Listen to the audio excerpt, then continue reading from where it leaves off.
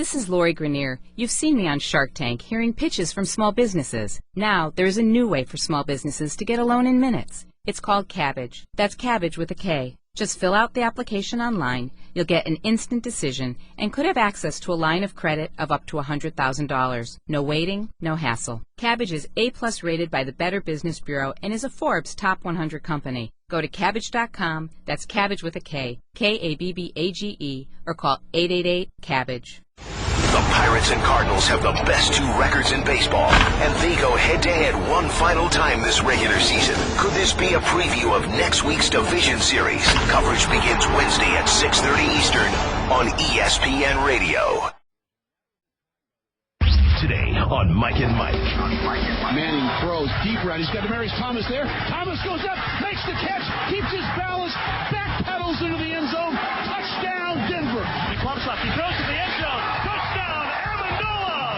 And number 400 for Tom Brady. And the training corps hurries onto the field to tend to the injured Ben Roethlisberger. Well, certainly there's a lot of testosterone flowing. And this is a family issue, and we'll deal with it that way. Sometimes in this game, there's a lot of testosterone, there's a lot of intensity that spills over. 30, 20, 10, touchdown! Darren Sproles on a 90-yard punt return. Live from Green Bay as we get you set for Chiefs-Packers on Monday Night Football. This is Mike and Mike on ESPN Radio and ESPN2. Good morning. We are back and better than ever. Mike and Mike presented by Progressive Insurance. Our guest this morning will be on the Subway Fresh Take Hot. And as mentioned, we are in a unique site, a unique space here in the world of sports. We are live. It's a place they call the Tundra Trio. These three houses that they bought directly across from Lambeau Field that you can see directly behind us. And the fans are out early this morning, Mike, and they're ready for Monday Night Football. They are. Well, listen, this is, as I have said, my son was fortunate enough to play his last preseason game here when he was with the Saints. He was here playing in Green Bay, and I said, enjoy this moment. Enjoy being at Lambeau Field. Enjoy playing here because it's a religious experience for a player. There's no doubt about it. I enjoyed my times here as well. Unfortunately, saw my season come to an end in Philadelphia when Randall Cunningham got hurt, and thanks to Bryce Pop. Yeah, I'm sure all you people here remember quite well. Ended our season quite early here, but it is a fantastic place for fans, players alike. It's NFL football. Well, I flew in yesterday, which is not the way I've ever arrived before. All my previous trips to Green Bay, I had been working in, when you would drive here quite easily from Chicago. And what I got to experience then that I didn't now is that you can smell the brats from the highway. Yes, you can. When you drive into Green Bay. Didn't get that experience yesterday. You know where else you can smell the brats? My room. Yeah. Yeah, Golic is going to have to pay that charge you have to pay if you smoke in the room. And he didn't, but his is so brat-filled now until the end of time. Let's start with what is obviously overwhelmingly the story. It was a very interesting day in the NFL yesterday, and we got to watch it with the Monday night crew and see all the TVs and every single game on at once. And, of course, the injury to Ben Roethlisberger is the big story. The latest that we are hearing out of Pittsburgh is probably the best case scenario. There could have been a lot of things that could have happened. When you watched that immediately made you think ACL, broken shin, out for the season, all kinds of surgery. It would appear, at least for this moment, as though none of those are going to be the case. So I think that, Mike, right now they're talking 4 to 6 weeks for Ben Roethlisberger. When they were taking him off that field, I think both you and I would have said that's extremely good news. Oh, I would take that in a heartbeat. You knew it was going to be something. You knew he was going to miss some time, and when you heard just MCL, you hear the two together, ACL and MCL, and usually means you're going to be done. The ACL being the key one there. When you just hear MCL, you're like, okay, you can live with that one, and live they are. It's going to be 4 to 6 weeks. MCL, get hit on the outside. It's a ligament that's on the inside of the knee. So, again, it's like anything else. It's grades. It's stretched. Is it a grade 1, grade 2, grade 3? Obviously, it's a 4 to 6, so it's probably I'm sure it's a grade 1 where they're just going to let it heal up. So, you're looking more when they say 4 to 6, you're probably looking more to the 6 side of it, I think without a doubt. And that's a shame because this team, This team was hitting on all cylinders. There's no doubt about it. Now Michael Vick has to step in. Michael Vick, I still think, can give you some plays every now and then, but unfortunately, he also gives you some big plays for the other team as well. So getting Le'Veon Bell back when they did, he looks as advertised. That defense has to continue to step up with a new defensive coordinator, a young defense, because they're going to have to get it done without Big Ben, who went 20 of 24 when he left this game when he got hurt. So this is a big blow to a team. But of the injuries we've seen, we know Romo's out for a while. We're not sure how long Breeze is out. The word is he may miss another week, and they're 0-3 anyway right now. Cutler could be a week-to-week thing, but this is more of a definite thing, knowing he's out around 6 weeks. You can look at the games from Baltimore, San Diego, Arizona, Kansas City, Cincinnati, Oakland, that they're going to miss some big games in there, a couple of division games. So this is truly one where they're going to need to keep their head above water, because right now the team is Cincinnati. The one, our preseason picks, I said I felt that the worst about was probably keeping Cincinnati out and putting Baltimore in. And that has certainly come to fruition, as Baltimore looks to be the one out, and Cincinnati is playing some good ball right now. So they do play Cincinnati in that 6 week period. So it's in the 5th week. So if he's back in 4, maybe he's back for it. But if not, he'll miss that one because that's who they're battling. They play Thursday night at Baltimore, so short week. So right. They don't have any time to sit around and worry about it. As we learned in the case of the Giants, maybe that's actually somewhat good news for them. For what it's worth, the Westgate Superbook in Las Vegas had opened that game. So the line, assuming Roethlisberger was playing, had Pittsburgh a 3.5-point favorite. With the news that Roethlisberger is hurt, the Ravens are now favored by 2.5. Mike, and you can't compare this to the situations with Breeze or Cutler because those teams stink. The Saints exactly stink. Right. The Bears stink. The Steelers were a Super Bowl team. Yep. The Steelers are my Super Bowl pick. Roethlisberger was my preseason MVP pick, and he was absolutely playing that way. Entering Week 3, he was first in the league in QBR, first in yards per attempt, 4th in first down percentage, 6th in passing touchdowns, and oh, by the way, they get Le'Veon Bell back yesterday, and as you say, they looked so good early in that game, moving the ball around, Bell playing well, and then Ben goes down and all the air goes out of the cell. So let's start by hearing from our doctor. This is Dr. Mark Addix with his thoughts on Ben Roethlisberger going down and how soon he may get up. Sprained ligament, MCL, not the ACL, correct, which is the one everybody's more familiar with. This is what? Best case? This is still trouble? Help us. Easily the best case. I mean, He could have had a tibial plateau fracture, which is breaking your shin bone. That would have been a disaster. Could have been a meniscus tear with this MCL tear. That would have been a surgical problem as well. Some MCL tears even require surgery, which would have ended his season. So not having the ACL, not having all those other things happen, this truly was best case. It's amazing to say 6 weeks, 4 to 6 weeks, and you dodged a bullet, but that's exactly what they did. So all the quarterbacks I mentioned, really the two, it's Ben and Romo with teams that have real aspirations for more than obviously just the regular season. So let's see how well they can hold their head above water without Ben. Yeah, you saw what happened yesterday with the Cowboys, who come out fast with Joseph Randle, and then it all gets away from them. We'll work our way over to them. Mike and Mike, we're live again this morning at the Tundra Trio at Lambeau Field from Green Bay. We're brought to you by DraftKings this morning. So, Mike, give me a sense, if you look at those games that Roethlisberger is going to miss, let's just use 6 as a round number. Yeah. And, of course, there's no certainty to any of this stuff. And to me right now, Roethlisberger has emerged as good a quarterback as there is in the league. I know Brady is playing at practically a superhuman level, but Roethlisberger, to me, is playing as well as you can play. So this is as big a loss as you could have. And let's just say it for what Michael Vick has been awful the last few years. Yeah. Awful. Yesterday, his best pass was one that traveled 1 yard downfield. With the Jets last year, he looked terrible. Now, that was a terrible team that he was on. But this is a significant drop-off as they go to the backup. How many of those 6 games do you think realistically the Steelers can win? And let me just add in, when you say awful, there's bad play awful, and there's hurting your team awful, which is turnovers. And unfortunately, that's where Vick can go. As I said, you can get that bright light every now and then, but unfortunately there's too many big plays for the other team. Well, you look at your home to Baltimore. Baltimore's obviously struggling, but I actually still think they're a decent team. They're certainly not playing like it right now. No, they've been in every game. They've lost 3 tough games. At San Diego struggling. They lose again yesterday, this time to Minnesota. Arizona, they're home to Arizona, so they have Arizona to the west coming to the east. But Arizona, we know how well they're playing. I mean, Larry Fitzgerald, I mean, anybody that thought he was on the downward turn, just look at the last couple of weeks for that. At Kansas City, we'll see what Kansas City, I do like them as a team. We'll see what they can do tonight here. I think Green Bay wins tonight, but I do think Kansas City's a good team.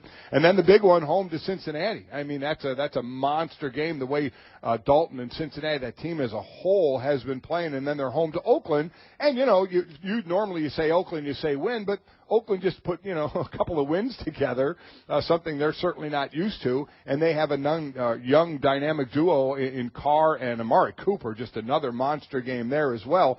Pittsburgh's better than most of these teams. You look at the Arizona game and the Cincinnati game and you say those are some really good matchups, but you don't have Ben, so I mean. They're not better than any of them without Ben Roethlisberger. The point I'm trying to make, Mike, I think they are. I still who are they better than without Roethlisberger? I think they're still better than San Diego. At San Diego, I don't know. San Diego has come east back-to-back weeks. None of those teams tend to play well. Oakland just won a game in the East for the first time since 2009. You asked me my opinion. I think they're better than San Diego. I think they're better than Oakland. I think the other teams not so much. I think they're probably better than Oakland, but I'm looking at the first 5 games on that. Yeah. I could easily see them losing all 5 of those games.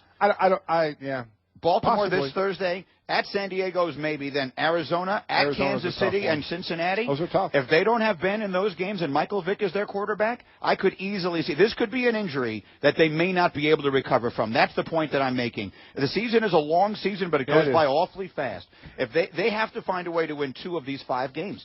You can't lose 4 out of these 5 games in a stretch. No, you can't. 2-1 right now. If they were to lose 4 out of 5, they would be 3-5 at that point. Now, can you crawl your way back in from that? Yes, but the division will possibly be hopelessly lost by then. I mean, remember, Baltimore already has a few losses. It's really Cincinnati, the one team you're looking at, and what they do in that time span as well. Right, but if Cincinnati gets them – right now, the Bengals are playing great. They're playing real well. They're tough wins that they've earned. I think the Steelers have put themselves. They're in a bad spot now because of the worst thing that can happen to you. Yep. It happened at Dallas, and now it's happened at Pittsburgh. In this league, you have a great quarterback. You have a huge advantage over half the teams in the league. You lose that quarterback, you've lost that advantage. Yeah, I still think when they say 4-6, I still think there's going to be the positive part in the clubhouse that says this is the best case scenario. We could have lost him for the season. If it was going to happen, this is the best case we have. We have to keep our head above water for 4 to 6 weeks. I'm certainly not writing them off. I'm not writing them off either, but I think that it could cost them the division, which I think they were my pick to win.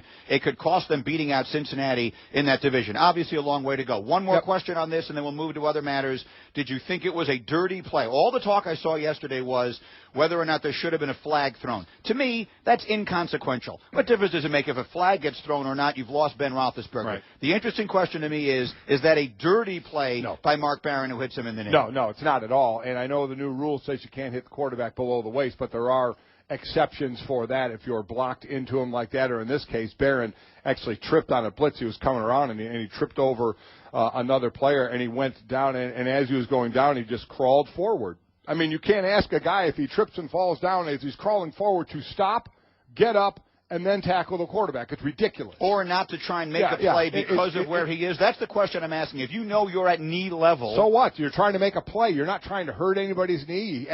He hit him more in the ankle and the shin area, and that turned his knee in, and that's what sprained the MCL. So, no, absolutely not. It certainly didn't deserve a flag, and I don't think it was a dirty play at all. To me, those are 2 separate questions. Whether it deserved a flag or not, which I think is the much less important question. Sure it is. Yeah. It may, because they penalize you now for things you can't help but do. But there's reasons that they don't throw a flag when a quarterback gets hit below the waist, and this is one of them. So I think they correctly did not throw the flag. In fact, I agree with you. Right. But what I would go so far as then is to say is, who cares? If they throw a flag, they don't throw a flag. I agree with that. The question is it a dirty play? No. And I totally agree with you that it was not. Mike and Mike presented by Progressive Insurance. You can save hundreds on your car, your business, or your recreational vehicle insurance from a local independent agent. Go to Progressive.com today. Now that's Progressive. Next game, let's stay in the state of Pennsylvania, Mike, where the most talked about team in the NFL through 2 weeks was the Philadelphia Eagles, and who would have thought what their offense desperately needed was a trip to New York to play the Jets, who were supposed to be a great defensive team. And at least early, the Eagles' offense got healthy in a hurry. Now, as you might imagine, I watched every snap of the game. And I will say this, and I say this not as a sour grapes Jet fan or anything like that. I emerged underwhelmed by the Eagles, to be honest with you. I do not think their offense looks good at all. I do not think Sam Bradford looks good in their offense at all. They ran the ball very effectively with Matthews in the first half, and Darren Sproles continues to be a sensational playmaker. The punt return is a huge play, and he had a couple of other big plays. In the second half, the Eagles did absolutely nothing offensively, and Brandon Marshall of the Jets played about as bad a game as you will ever see a player play. With one ridiculously boneheaded mistake that in the big picture may well have cost them the game, and then another play where he doesn't even try to make a catch on a ball at a time when the Jets are mounting what easily could have been a comeback. So to me, the Eagles had Darren Sproles on their side yesterday. They had Brandon Marshall on their side yesterday, and I didn't think they had a whole lot more. It's a big win. I'm not saying no. I was not overly impressed at all by Chip Kelly's Eagles yesterday. Well, I mean, I think because we've seen what Chip Kelly's offense can do at times when it's rolling, and there is a thought that more and more defense are starting to figure it out a little better. You do have a 100-yard rusher in Matthews, 25 for 109. They did gain 123 yards on the ground. They had over 4 yards a carry. But overall, I mean, 231 yards of total offense. The passing game is not there. But they would thought the passing game would open up a little bit if the running game gets going. So the running game definitely was better, and that was considering what we saw DeMarco Murray do behind that offensive line. Didn't play yesterday, by the way, for those who didn't see it. So Ryan Matthews actually was a big play for fantasy. There were a lot of teams that a lot of people thought that maybe we should still stay away from him. But if you gave him a shot, it certainly paid out for you pretty well with what he was able to do. Bradford just not throwing the ball well, 50% completion. He's supposed to be the accurate quarterback. It's just certainly not there right now. I agree with you. I'm not overly impressed with their offense, but, you know, as they're in the building again, the first thing they're going to say is, who cares? Yeah. They desperately needed a win. They got to win. I was surprised they ran like they did on your Jet team. And this was one of those. This is one of those classic things where one team's playing bad, another team's playing great. On paper, it looks like there is no way this team, the way they're playing, should be able to beat this team the way they've been playing. And this is exactly what happens at times. Something happens, big punt return, a big thing there, a couple of bad plays, like you said, that you mentioned with Brandon Marshall, and then all of a sudden you're looking at the wrong side of the score. Yeah, and then all of a sudden it's Love 24. Yep. The Eagles, however, only had 52 yards of offense in the second half. So their second half yesterday wasn't all that much better than their first half last week. Now, the difference is they had a 24-point lead. Yes, they did. Or at halftime it was a 17-point lead. But they actually let the Jets get back into this game, a game the Jets had no business being in. The Jets were awful offensively, awful defensively, awful on special teams, and terrible coaching. I mean, they challenged a play. They had absolutely no chance of winning. So it was a terrible day for the Jets in every way. Yeah, we're on a short week and looked it. So, again, to me, if there's one thing that yesterday, I came out of yesterday believing, and we'll work Atlanta-Dallas into this, Atlanta and Julio Jones, I said it last week, Julio Jones is the best receiver in the NFL right now. They came like storming back like a house on fire and beat the Cowboys yesterday.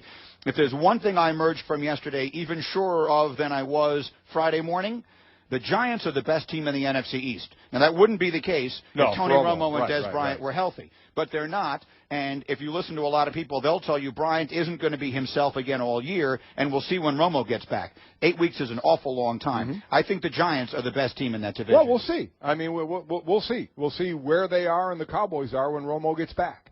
And will there be, if the Cowboys are behind the Giants at that point, is there enough time to make it up, depending on the time that he misses? Because certainly when you hear Dez may not be himself until next season, of the two, you want them both back, but you know you'd rather have Tony Romo back at full strength and ready to go since he can get the ball out to all the other weapons out there as well. So we'll see on that one. Still, you know, sitting at 2-1. Had that game, and give Atlanta all the credit in the world. They are playing Devontae Freeman. The kid was ridiculous. Yep. 5'8", 206, and he ran like a guy that weighed about 240, the way he was dropping his shoulder and running physical. It was really, really impressive what they did. That game and the start of the Falcons season has shown you the difference that a culture change exactly can make. Right. With no disrespect to Mike Smith, I always thought he was not a good coach. He did a good job turning around what was a terrible team and got them going in the right direction. But in recent years, that team did not look how different they look. There's not that many different players on that team. They just look like a complete completely different team, and they didn't pack it in yesterday when they were way behind. Joseph Randle scored 3 touchdowns in that game before you even had a chance to get comfortable in your seat. It looked like the Cowboys were going to blow them out of the building, but the Falcons, not only didn't they fold, but they went in completely the opposite direction. Ryan is playing great. Jones is playing great. You mentioned Freeman. So the Falcons and Panthers both sitting at 3-0. But let's talk about Dallas for a minute, because that's a demoralizing situation to be in. At home, you give up that kind of lead and you lose that kind of game, and everyone is talking about the players that aren't there. Here's Jason Garrett afterwards talking about how they got to play with the ones that they do have. We had an opportunity today against the Falcons for 3 hours at our stadium, and we didn't get the job done. And the guys that were dressed for the game are the guys we're playing with, and at the end of the day, they did a better job winning this game. I think you're hearing that sort of the mentality you have to have. And they're hurt. It is what it is. You got to go out. You got to play. You have to move on. You move on quickly from injured people. You have to. I mean, the game is going to happen. Practice is happening the next day. You can't worry about, who's not there for your team. It's going to be Whedon. Whedon was 22 of 26 for 232. I mean, it's not like the thought was, is he going to go out there? Can he hold fast, or is he going to lose you a game? And he certainly wasn't doing anything like that. And they came out of the gate like a house on fire, especially with Randall running the ball. But I'm with you on the change of culture is a big thing. You can talk about X's and O's, and you can talk about execution on the field. But when you talk about a culture change, when you talk about players who all of a sudden not only believe in the team that they have, and we saw the way the defense has been playing from game one, but believe even when you get down in a game like they showed here that you can come back. That's unbelievable what it does for you mentally and how you come into your building every day preparing for the next game. You have a little more spring in your step. They do anyway just because they're a better team. And then when you come back, this is a great tester when you're down big and you're able to come back in a game like this. This is a huge mental lift for a team that hasn't had it in a while. Back-to-back weeks. They were down 10 points on the road to the Giants last week in the fourth quarter and came back and won, and they were getting killed yesterday, and they came back and won. Right now, it's obviously much too early for these kinds of conversations. Right now, Dan Quinn is the leader for Coach of the Year in the NFL, and Julio Jones is the leader for MVP. He's something. Right now, he is on pace for 181 catches, which would be a record, 2,346 yards, which would be a record, and 21 touchdowns. That's the pace that Julio Jones is on. The question you want to know there is how many fantasy points is that? He is on pace for a record fantasy season. We're Mike and Mike. We're presented by Progressive Insurance. Great guest list today on the Subway Fresh Take Hotline. We'll have Tommy Waddle from back in Bristol. We'll have Antonio Freeman, former Packers, going to come over here and say hello to us. Louis Riddick will be with us today, and we will have Mike Tirico and John Gruden from Monday Night Football live here on our set in Green Bay. All that and more on the way. But coming up next, we will explain why the man who plays on this field right behind us may very well be staking a genuine claim to being the greatest of all time. All that and a whole lot more on a Monday with Mike and Mike after a word from Cabbage. Golic, it's hard to juggle all the pieces involved with running a small business, and one of the greatest challenges is access to funding. You need to have the capital in place to make the right moves at the right time. That funding is hard to come by. The mountains of paperwork, references, tax forms can take weeks, and even then you might not get the funds that you need. Time to look at cabbage. We're not talking about that green leafy vegetable here. Cabbage with a K was created for the small business owner. Just go to Cabbage.com, fill out the quick application, and you're minutes away from having a line of credit up to $100,000. Best of all, there are no fees. You don't pay a cent until you take what you need. Access your funds from anywhere, even from your mobile device. Cabbage is A+ rated by the Better Business Bureau. Trusted by over 50,000 businesses, named to a Forbes Top 100 company twice in a row. Visit Cabbage.com today or call 855-CABBAGE. That's Cabbage with a K, K-A-B-B-A-G-E, the #1 online provider of small business loans. Back after this, Mike and Mike.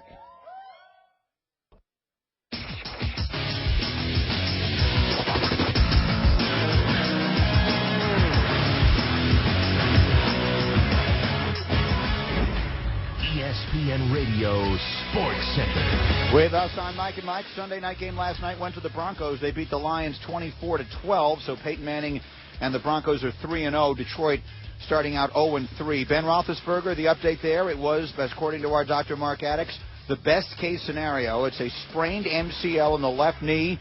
4 to 6 weeks is the expectation. Racing, Tony Stewart will retire after next season, according to our Marty Smith. And Jordan Spieth won the Tour Championship and the FedEx Cup Championship. What a year he had, Mike. on Jordan Spieth for a moment. He took all 4 majors to the wire, right? Won 2 of them. He won the FedEx Cup. He won the Tour Championship. He won 5 events, and he won $22 million. He clearly is the player of the year, and even if he isn't, who cares? How great is that, winning $1 million for every year you've been on Earth? In a year. That's that's one of those few times the older you get, the better it is. Sports Center with Mike and Mike is brought to you by Tommy John. Tommy John believes it's a man's birthright to look and feel his best, especially on game day. Their patented underwear design will keep you feeling cool and comfortable from kickoff till the final play. Use the promo code Mike. You're going to save 20% on your first order at TommyJohn.com. I'm just looking over what's on Twitter this morning, and I see Adam Schefter just tweeted, do you know who the top 3 quarterbacks in completion percentage were last season? Don't bother, I'll tell you. Well, I bet I'm just gauging because we seem to have a bit of a small epidemic here at some of the quarterbacks that are out. It's Tony Romo, Drew Brees, and Ben Roethlisberger. Yeah. And all 3 of them right now are down. We'll see how soon any of them can get up. Meanwhile, the quarterback who'll be playing in this building behind us tonight, Aaron Rodgers of the Green Bay Packers, I think is genuinely staking a claim to being the greatest of all time. Now, it's much too early in his career to be making statements and like by that. the way, he just followed a guy that was pretty good here Absolutely. But if you just look at the direction in which he is trending, it almost feels like he's taking it to another level. And the statistic about, if you want to look at these things that are a trend and then some that are a mortal lock, this number, as I was going through the notes for tonight, just jumped off the page of me, and then we'll get back to yesterday. Give me the numbers on Aaron Rodgers at home. It's ridiculous. Aaron Rodgers has not thrown an interception in his last 15 regular season home games, so you're talking about Week 14 of 2012. 0 interceptions. The next closest quarterback that has played at least 15 home games in that span is Tom Brady, and he's thrown 10 picks. At home. 10 so at home. The next closest is 10. Rodgers has thrown none. None. He is all-time. He's first in completion percentage. He's first in interception percentage. He's first in touchdown to interception ratio, and he's first in passer rating at home. Now, again, he has a decade left. And he will have to continue doing this for a decade. But that's where he's trending. There are a lot of great quarterbacks in the game today. We're going to turn our attention next to one who probably can stake a claim to being the greatest of all time. But that's the direction that Aaron Rodgers is going. 451 regular season pass attempts at Lambeau. That's the longest streak. Obviously, the next would be Brady at 288. Listen, he has everything you need to have right now. It's the greatest quarterbacks are the ones that will kill you from the pocket if they have to, check. And next, can run a little bit to be dangerous, check. And, oh, by the way, can avoid the rush enough to make a big play out of the pocket and throw unbelievably well going right or left. Check. And to be so accurate, it's ridiculous. He is, in my mind, I know people will maybe still say Brady right now, and you got to give Brady a whole lot of credit. We'll talk about him for what he's doing as well. But in the game right now, you ask me to choose, Aaron Rodgers, the best quarterback in the league. Let's talk about Tom Brady.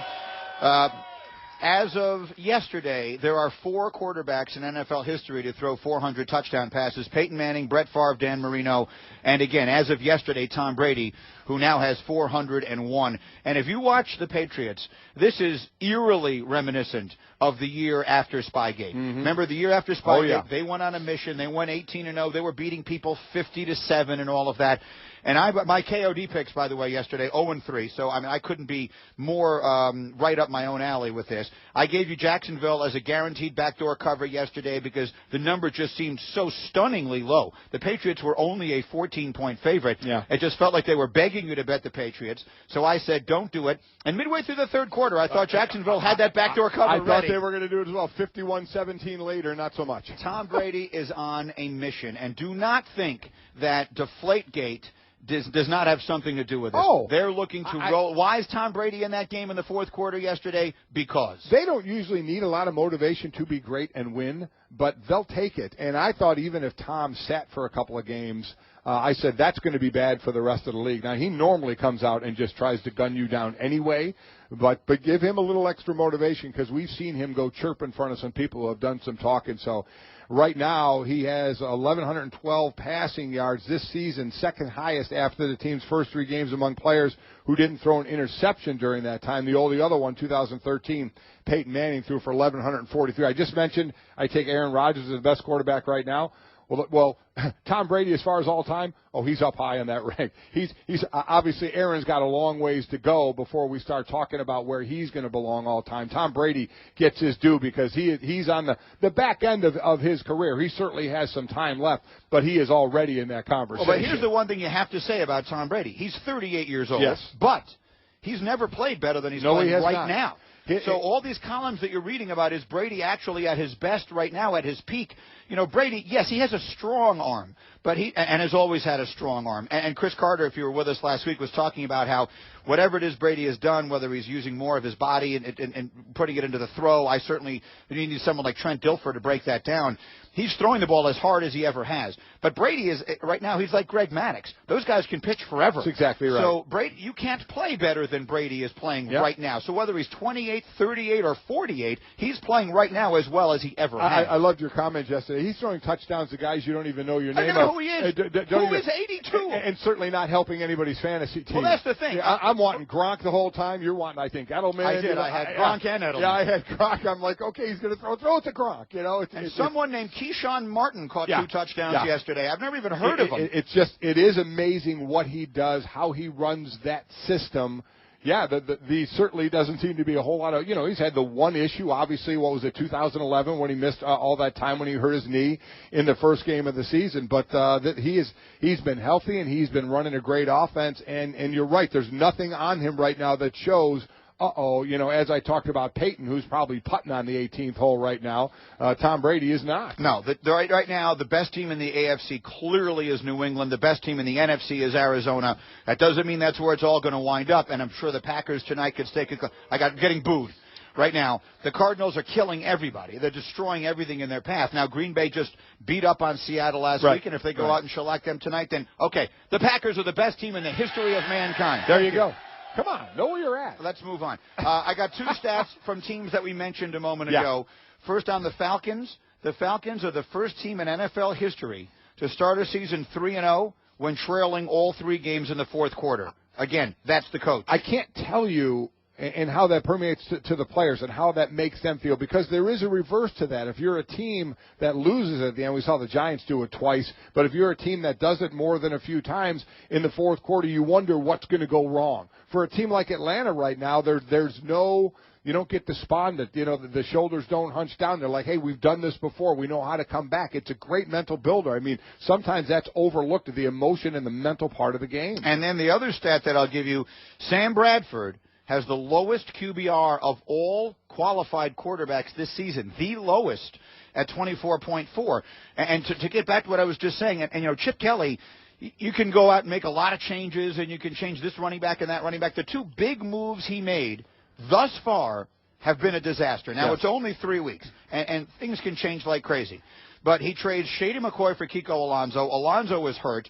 He brings in DeMarco Murray. Murray looked awful when healthy in the system. Now he's hurt, and the guy who they brought in with him, Matthews, looks much better than DeMarco Murray does. And then the big move is he makes this huge splashy trade for a quarterback who looks awful in the offense. First of all, they run that read option. When he hands the ball off, Bradford every single time sprints out like he's running. Not one defender follows him. No, why would you? Not one jet followed him. So that little part of the offense, which I think is an important piece of the offense, is meaningless with him running it. So someone explain to me that fit. Well, the only thing I'll say is, you remember when Nick Foles was a quarterback? It's not like he was a threat to run, and he threw 27 touchdowns and 2 interceptions, they had a running game going. So here's the point. I think Chip Kelly saw that and said, we can do that, but what happens over time is defenses start to figure out offenses a little bit better, and I think we're seeing that more in Philadelphia because it did work with a pocket quarterback who was no threat. Do you think anybody was looking at Nick Foles when he had the ball, was riding in the belly of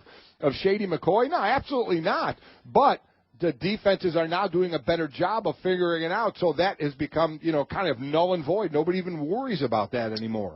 We will take your thoughts on this, as always, on Twitter, the 1-800-Flowers.com Twitter feed. Be her hero. Send her beautiful flowers from 1-800-Flowers.com. Get special ESPN offers at 1-800-Flowers.com/ESPN today. Tommy Waddle is on the way. His thoughts all around the NFL. We'll continue looking at all of Sunday's NFL action. And up next, we will explain to you how the most embarrassing embarrassing moment of the day yesterday was largely glossed over by the people involved. Golic's thoughts on this word, or after this word, from Ultimate Software. Mike, on the field or at the office, it is your talent that leads you to success. Ultimate Software helps you better manage and develop your employees with the full suite of cloud-based HR, payroll, and talent management solutions. Ultimate believes software should work for people, not the other way around, because your people are your business. Take care of them so they can take care of everything else. Visit ultimatesoftware.com/HR to learn more. Ultimate Software, people first. We're back after this. Mike and Mike. Start your day at Subway with a fresh toasted steak, egg white, and cheese. Subway. Eat fresh.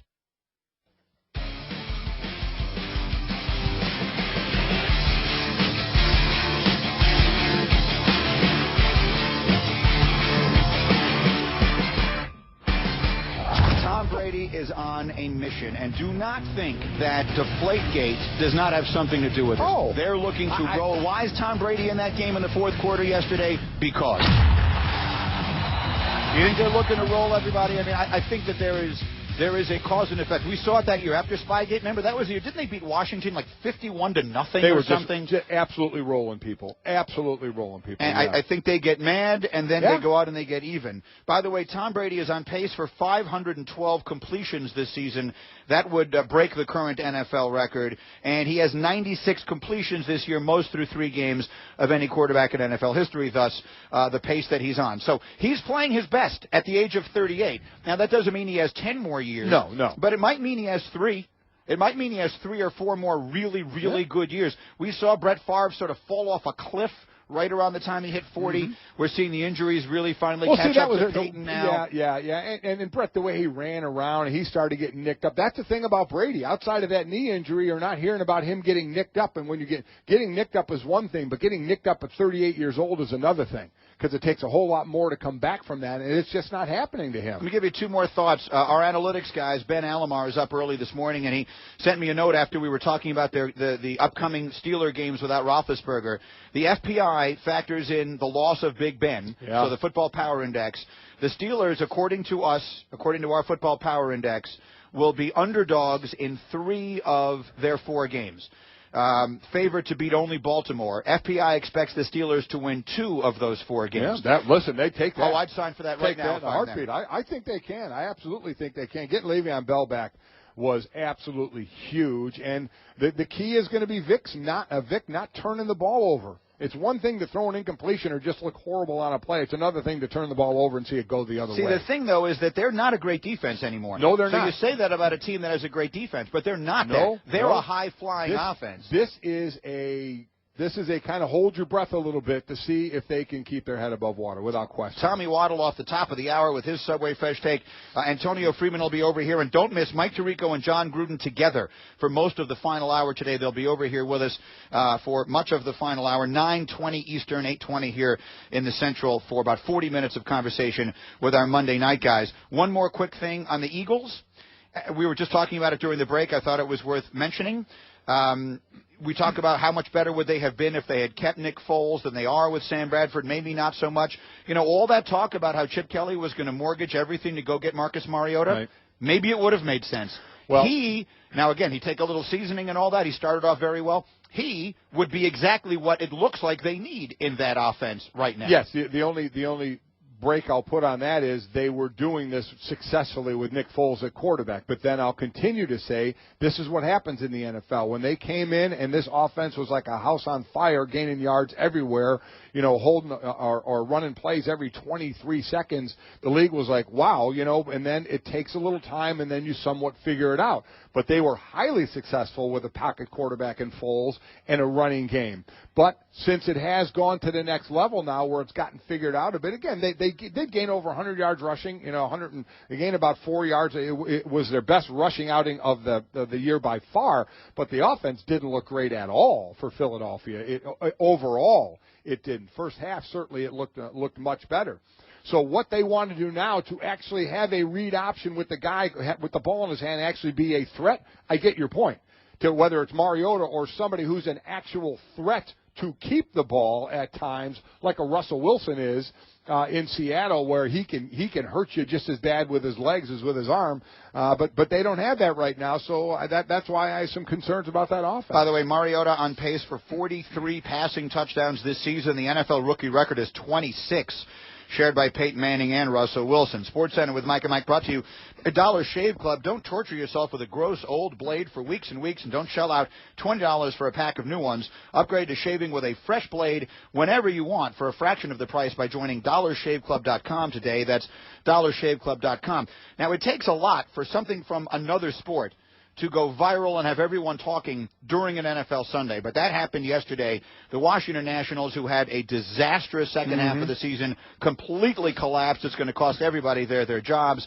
Had a just hideously embarrassing moment in their dugout yesterday. Bryce Harper, who may very well be the National League's most valuable player, doesn't run out of pop fly yesterday. When he's walking back to the dugout, Jonathan Papelbon is wearing him out. The two of them have words, and next thing you know, Jonathan Papelbon's hand is right on the throat of Bryce Harper. They go at it in a big way. They have to be separated. By the way, Papelbon went back out there and pitched in the game after this happened and got lit up, got destroyed, and got booed off the mound. So let's hear from them both afterwards. Let's hear from Jonathan Papelbon, and then let's hear from Bryce Harper. I'm in the wrong there. I've got to leave that up to our manager, and there's a lot of competition, and there's a lot of it's a long season, it's a grind, and I can't allow that to happen in the middle of the game.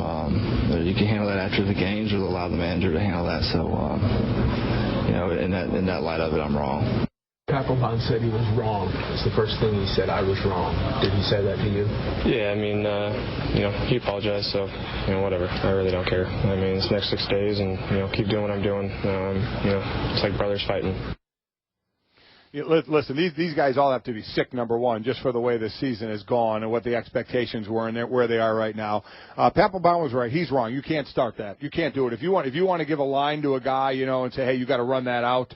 If you want to wear him out verbally, then you wait till you get in the clubhouse for that. There are going to be those on the other side that say that Bryce Harper, while a great player, is a hothead with a smart aleck attitude and needs to get put in his place.